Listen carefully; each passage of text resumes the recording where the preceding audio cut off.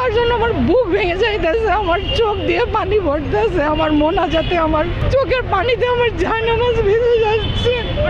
আমি চাই আমার সন্তানরা যেন ওসমানের মতো আদর্শ নিয়ে বড় হোক, তার মতন এরকম একজন দেশপ্রেমিক আর কত বছরে আমাদের দেশে আসবে আমি জানি না। সে আমার কিছুই না, আমার আত্মীয় না, পরিজন না। আমি তার রাজনৈতিক আদর্শেও মানে তার আদর্শটা আমার আদর্শ না। আমি একজন ডাক্তার, আমি ঢাকা মেডিকেল কলেজে চাকরি করি।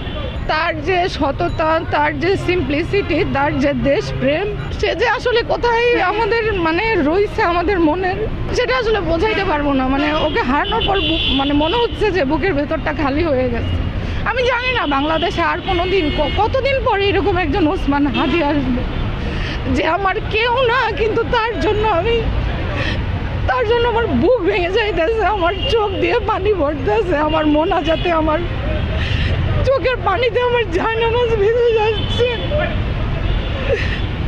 আমি জানি না কেন তো কষ্ট হয় আমার, ওর জন্য অনেক কষ্ট হচ্ছে। আমি আসলে থাকতে পারতেছিলাম না, এই জন্য আমি অফিস শেষ করে চলে আসলাম ওর সাথে দেখা করার জন্য। আমি প্রায় আসবো এরপর থেকে ওসমানের সাথে দেখা করার জন্য। আমি চাই আমার সন্তানরা ওসমানের মতন দেশপ্রেম নিয়ে বেঁচে থাকুক। 32 বছর জীবনে সে যা করছে, মানে একটা মানুষ 80 বছর বয়সেও তা করতে পারবে না। আমি চাই আমার সন্তানরা যেন ওসমানের মতো আদর্শ নিয়ে বড় হোক। টাকা পয়সাই শেষ কথা না, একটা মানুষ কত নিঃস্বার্থভাবে দেশের জন্য করতে পারে, এটা আসলে ওসমানের মানে ওসমান হাদিকে না দেখলে মনে হয় এটা বুঝতাম না, জানতামও না যে আমাদের এইরকম ছেলেপেলেও আছে আমাদের দেশে, যারা দেশের জন্য এইভাবে করতে পারে, চাইতে পারে নিজে।